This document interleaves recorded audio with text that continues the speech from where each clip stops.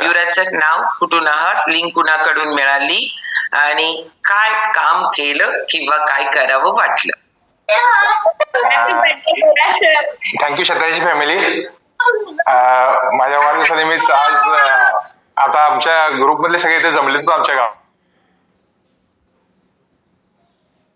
युवराज sir, हे काढा, mute काढा. ऑल म्यूट टाकलं कारण खूप जणांचे म्यूट. थँक्यू शतायची फॅमिली आणि नवीन वर्षाच्या हार्दिक शुभेच्छा सगळ्यांना. मी मागच्या वर्षी म्हणजे 2023 साली ऑगस्ट मध्ये जॉईन झालो शतायची फॅमिली. मला ही लिंक राहुल पाटील यांनी दिली आणि माझं चॅलेंज होतं माझं वजन वाढलेलं होतं. वाढलेलं वजन कमी करण्याचं माझं चॅलेंज होतं आणि त्यासाठी मी स्वतःसाठी काहीतरी शोधत होतो काम करायचं आणि ते मला शतायची फॅमिलीमधून मिळालं आणि मी माझ्या पहिल्या जी सुरुवात केली त्या सुरुवातीमध्ये जे शतायची फॅमिलीकडून मला जे काही समजेल ते मी करत गेलो आणि ते करत असताना मला जे काही चॅलेंज होतं माझं, त्या चॅलेंजसाठी मी स्वतःहून शतायची फॅमिली जे काही मला सांगाल ते मला करायचं होतं आणि मी ते करायला चालू केलं आणि ते पहिल्या 4 महिन्यातच मी माझं 32 किलो वजन कमी केलं. 22 किलो वजन कमी केलं आणि 22 किलो वजन कमी केल्यानंतर मला जे माझे प्रॉब्लेम म्हणजे काय होतं, माझ्याकडे कॅडबरी चॉकलेट, सुहाना मसाला ह्या गोष्टींची माझी एजन्सी आहे सगळ्यांची आणि मी हे करत असताना मला 2 व्हीलरचा प्रवास भरपूर होता आणि 2 व्हीलरचा प्रवास करत असताना मला माझं वजन वाढत गेलं आणि वजन वाढल्यानंतर माझा मनकेदुखी एवढी वाढली की मला म्हणजे एनर्जी लेवलच नव्हती माझी. सकाळी मी पहाटे 5 वाजता उठून रोज फिरायला जात होतो. रोजच्या रोज म्हणजे 5 वाजता उठून फिरायला कंपल्सरी जाणं होतं माझं आणि ते जात असताना कसं खायचं, कसं राहायचं, काय करायचं, किती पाणी प्यायचं हे काहीच माहिती नव्हतं आणि कसं आपण कॅलरीज कशा मेंटेन करायच्या किंवा वजन कमी करण्यासाठी जे काही करायला पाहिजे होतं हे समजत नव्हतं मला आणि त्यासाठी मी जे काही करायला चालू केलं त्यावेळेला पहिल्या माझ्या 4 महिन्याचा एक्सपिरियन्स असा होता की फक्त वजन कमी करणं हे माझ्या फक्त डोक्यात होतं आणि वजन कमी करत असताना एनर्जी लेवल वाढत गेली माझी आणि वजन कमी झाल्यामुळं काय होत होतं बघा, माझं वजन एवढं एक्स्ट्रा होतं 28 किलो की ते वजन उचलायचं आणि ते ठेवायचं यातच माझं एनर्जी लेवल दिवसभरात संपत होती आणि ती एनर्जी लेवल संपल्यामुळं माझी एनर्जी लेवल पूर्ण संपत होती. 4 वाजता म्हणजे संध्याकाळी मला अजिबात उठता येत नव्हतं. म्हणजे सकाळी मी ती मनक्यादुखी एवढी होती माझी की सकाळी एक पेन किलर खाऊन मी सकाळी कामाला लागत होतो आणि मनकादुखी असल्यामुळे सकाळी पेन किलर खायची ती दिवसभर चालत होती आणि नंतर काय होत गेलं की ती गोळी मला संध्याकाळी पण घ्यायला लागली. संध्याकाळी घेत असताना म्हणजे तो डोस वाढत गेला आणि मग मी डॉक्टरांना दाखवतो की डॉक्टर म्हटले हे करायचं आहे सगळं, पण हे करत असताना तुम्ही स्वतः व्यायाम करत नाही, तुम्हाला जे पाहिजे ते तुम्ही खात नाही, पोषक आहार, तुम्ही येताय आमच्याकडे आणि सांगताय की आम्हाला एखादी गोळी दे, एखादं इंजेक्शन दे, मला आजच्या आज मला बरं व्हायचं आहे.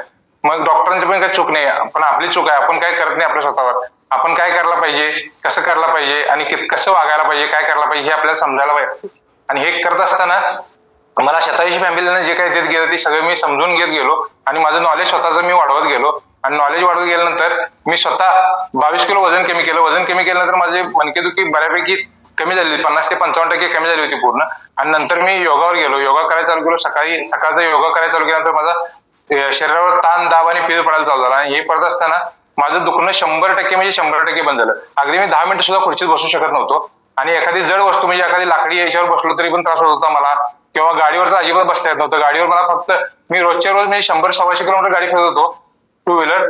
मात्र आता काय झालं माझं, फक्त मी 5 किलोमीटर प्रवास करू शकत होतो, एवढीच माझ्याकडे एनर्जी होती. म्हणजे जर समजा मी सकाळी आंघोळीतून बाहेर पडलो, बँकेत फक्त जाऊन येत होतो, आल्यानंतर माझ्या चेहऱ्यावर जाणवत होतं की ह्याची कंबर दुखायला चालू झाली आणि घरात ते आल्यानंतर चिडचिड, भांडण वगैरे ह्या सगळ्या गोष्टी होत होत्या. मग आता तब्येतच बरोबर नसल्यामुळे सगळ्या गोष्टी चुकीच्या होत होत्या आणि हे करत असताना मी असा विचार केला की आता माझा बिझनेस बंद करायचा. म्हणजे आता मला होत नव्हतं, मला करायचंच नाही आणि बंद करायचं ठरलं. नक्की केलं मी बंद करायचं आणि हे करत असताना पप्पांच्या घरात चर्चा केली की म्हटलं आता पप्पा मी हे बंद करणार आहे, मला त्रास व्हायला लागलाय आणि मी आता शेती करणार. तर पप्पांनी मला म्हटलं की तो आता शेती करून का उपयोग, शेतीत आम्हाला नेटका माणूस लागतोय की शेतीत वज्र उचलायला लागतंय, सहकार लागतंय आणि तो आता बाद झालेला माणूस म्हणजे शेतीत काय काम आहे.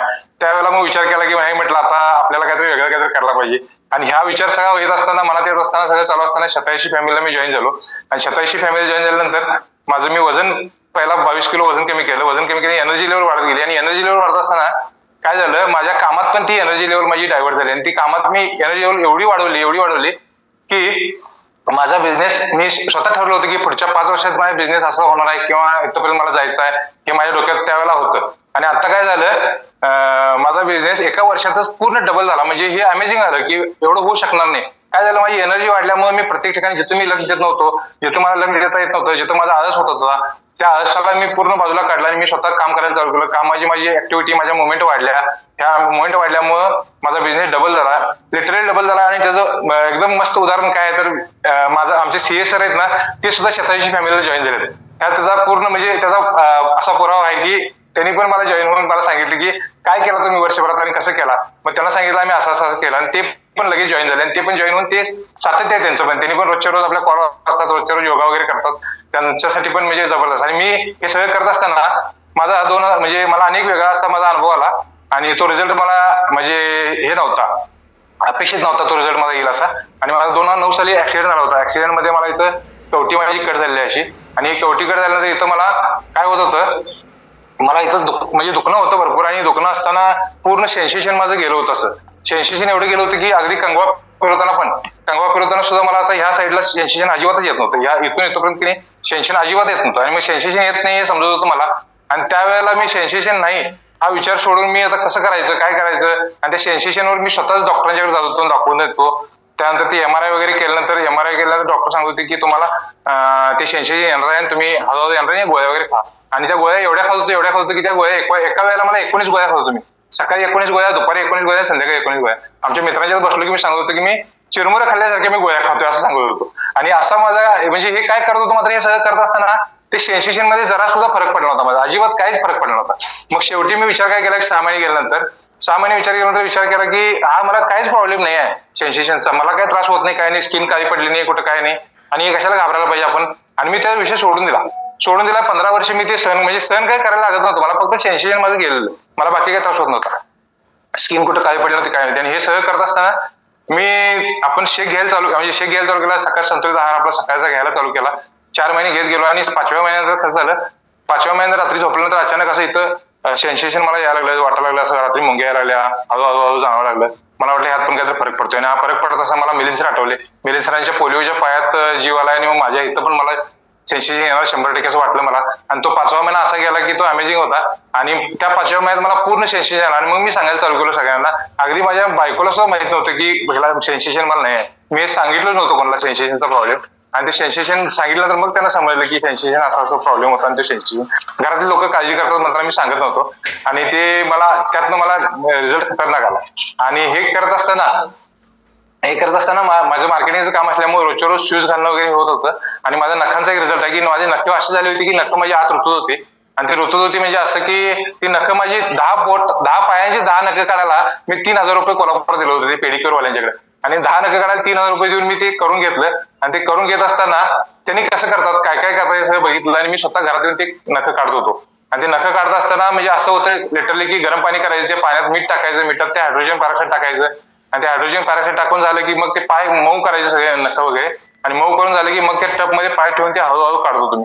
आणि ते काढत असताना रक्तानं ते टब भरत होतं पूर्ण. एवढा भयानक होता ते त्रास की म्हणजे मी जे करत होतो मात्र मला काय वाटत होतं हे केल्याशिवाय नाही तर त्यापेक्षा एक्स्ट्रा मला आणि त्रास होता. अनेक डॉक्टरांच्याकडे पण गेलो होतो मी नाकासाठी. त्या डॉक्टरांनी मला चांगला सल्ला दिला होता की जबरदस्त सल्ला दिला होता. माझं जर पायाचं तुमचं जर माप 10 आहे तर तुम्ही 11 नंबरचा शूज घाला म्हणजे तुम्हाला त्रास कमी होईल. माझ्या त्यामुळे 25-30% त्रास कमी झालेला. मात्र आता आम्ही शतायुषी फॅमिलीमध्ये आल्यानंतर हे सगळं सकस संतुलित आहार घ्यायला नंतर माझ्या नखांचा पण पूर्ण रिझल्ट जबरदस्त आलेला आहे. आता मी शूज वगैरे घालून एकदम मस्त फिरतोय, अगदी फिरतोय, पळतोय, सगळं करतोय एकदम. आणि एनर्जी भयानक भयानक वाढलेली आहे. आणि हे करत असताना मला आपल्या मोळके सर, त्यानंतर मॅडम अनिल सर, परत राहुल पाटील, शेटे सर, पद्मजा मॅडम, प्रसाद सर, आपले शतायुषीचे कोचेस सगळ्यांचं भारी सहकार्य केलं. ऑल शतायुषीचे सगळे कोचेस लोकांचे आम्हाला कोचेस चांगले मिळालं, कोचिंग सगळ्यांचं. चलो जोरदार क्लॅपिंग करणार आहोत युवराज सरांसाठी. मस्त